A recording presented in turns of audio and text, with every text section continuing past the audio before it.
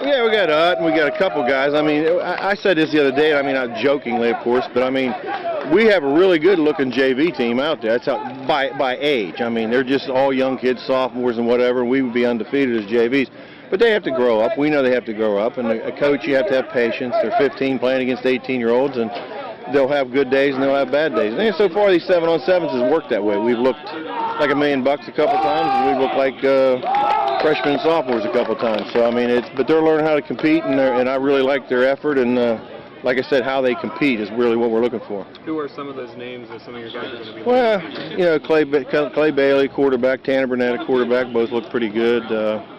Our A-backs with Desmond Cunningham and Robert Sanders and Amir Richardson. I mean, these are kids that are going to be they're big-time football players when they mature a little bit more. Wideouts, we're pretty good at wideouts out there with Molnar and Jennings. Those kids played a lot last year and started on defense.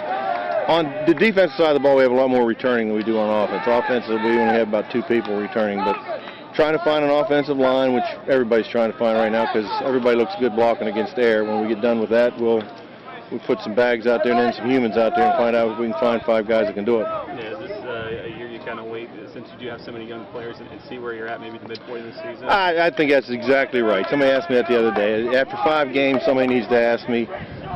Sure, I'd like to go 10-0, 8-2, 7-3, but I got to be realistic with these young kids with the schedule we play.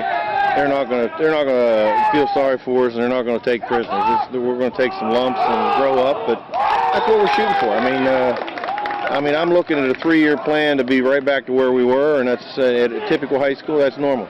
That's a triple option. I saw some stuff out Yeah, we're running the triple option. We had a triple option academy, and it's so far against air we score every time. If we don't drop it, we look good. But with I mean, we ran the veer in the midline, so it's just an extension of that.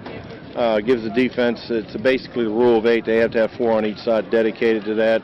It's very difficult defense to prepare for. That's why Navy, who's kind of undersized like we are, runs it, and why Georgia Tech runs it. But again, it comes down to those 5 guys up front. If they can't do what they're supposed to do, I mean, I could have greatest backfield in the world. It won't make any difference. But here's the thing with it too: we'll look bad with it at the beginning, but I think we'll get better with it. All right, last thing for you: how do you like how your schedule shapes up? Difficult as always. Yeah, I like it. I mean, you know, we don't like that back-to-back trip to the Panhandle with Brook and Wheeling Park is going to be grueling because those are loaded. And then the interesting thing is we open with John Marshall and.